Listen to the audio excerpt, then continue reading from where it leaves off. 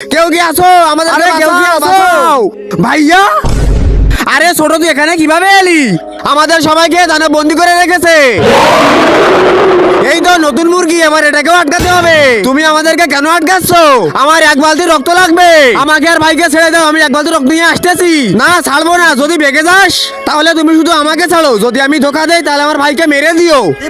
আচ্ছা দিলাম তোকে ছেড়ে, এখন এক বালতি রক্ত আমি কোথায় পাবো? আরে এত বড় মানুষ, এক কাজ করি এর গা থেকে রক্ত নিয়ে যাই। এখন গিয়ে দানবকে ডেকে নিয়ে আসি। এই দানব, আমি রক্তের ব্যবস্থা করতে পেরেছি, আমার সাথে চলো। कौन है ये लोग? कहाँ से आते हैं? দানব ওই দেখো এক বালতি রক্ত। আরে এত রক্ত তুই কোথা থেকে আনলি? ওই বড় মানুষের গা থেকে।